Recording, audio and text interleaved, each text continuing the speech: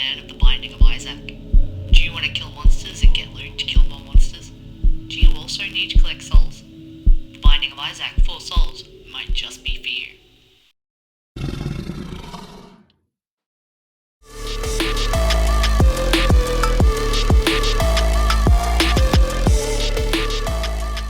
Welcome to Realm Play, where we blah blah blah. Welcome to Realm Play, where we review board games and card games. I'm Jacinta, the expert. And I am Candace, the noob. Such a noob. Before we begin, don't forget to like, subscribe, and click on the notification bell. If you click on the bell with the parentheses, you can be notified when we upload a new video. In this episode of Realm Play, we're going to review The Binding of Isaac 4 Souls, which is a wonderful player card game that takes about 30 minutes to an hour to play. In The Binding of Isaac, players collect loot and kill monsters in their quest to collect 4 souls, saving themselves and winning the game. This is the second edition of the game and was originally released via Kickstarter, but you can now buy it from anywhere you buy tabletop games. What have you got there? They gave us a crunchy snack. Seriously, guys, don't eat the silica. We also have a handy key terms card, which is very helpful for a beginner. The how-to booklet has basic layout photos, which is also helpful along with cute art. It comes with 100 cents, which is the currency you earn and use to buy treasure. The rolls of coins look exactly like the ones we have in America, by the way. And of course, dice.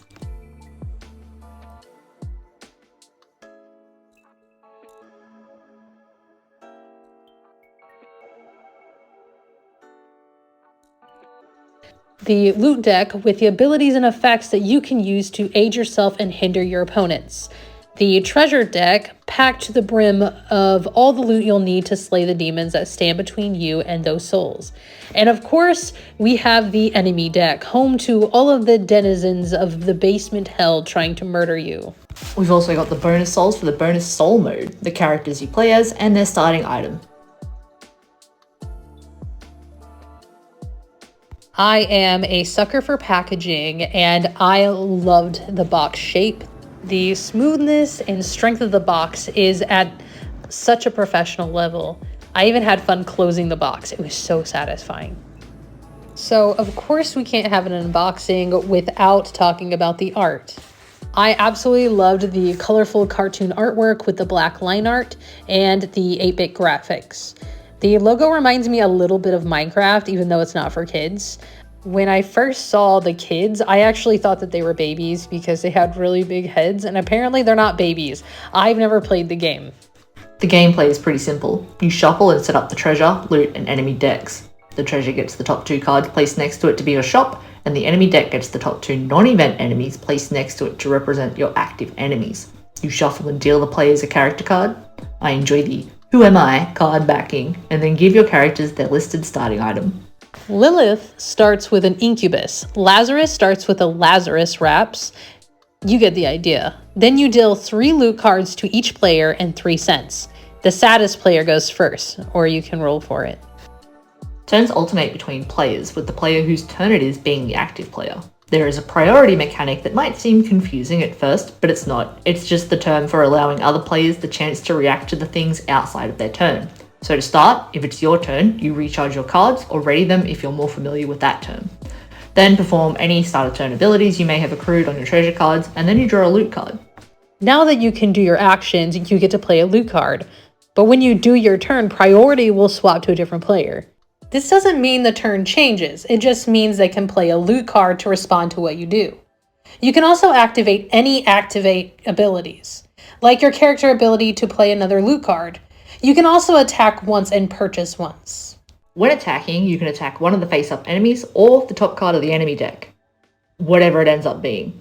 Once you've declared your attack, you repeatedly roll your dice until you or the enemy dies. You need to roll your d6 and meet or beat the evasion value of the enemy. If you do your damage to the health of the enemy. If you don't, you take the damage to your health.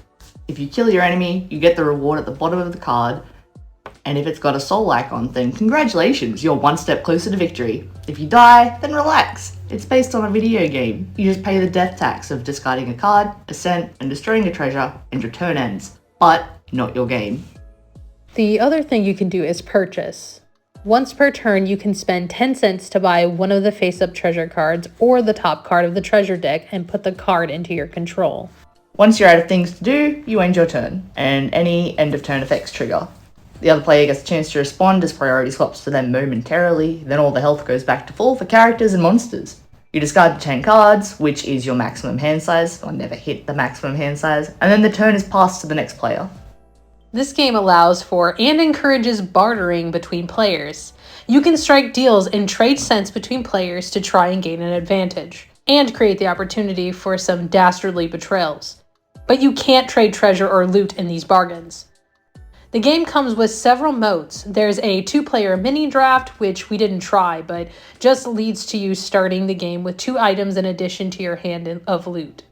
I did spend some time playing the solitaire mode, which is the same setup as co-op, where you need 4 souls between you instead of being the first 4. In these modes, you use the D8 to count down your turns, with your goal being to gain 4 souls between the 2 characters before you exceed 8 rounds. If you die, you turn the die down 1 and lose a turn. I found it quite fun, and it was easy to pick up. I thoroughly enjoyed racing against the turn counter to collect 4 souls in solitaire mode, and when I locked into a strong setup and was able to just start bodying enemies, it was incredibly satisfying.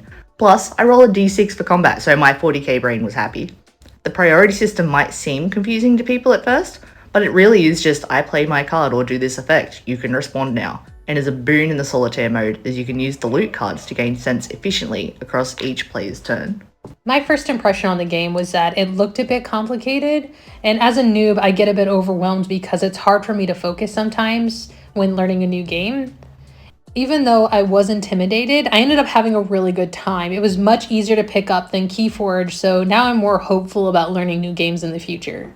I think betraying a friend is really difficult, so we ended up just working together. Candace doesn't have the heart for PvP, no competitive gaming here. You're absolutely right.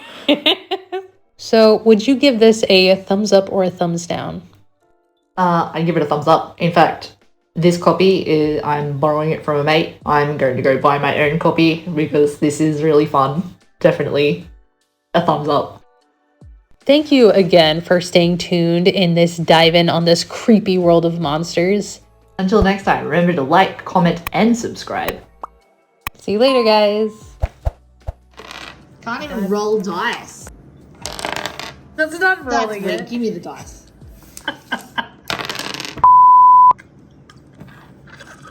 You have to shake it.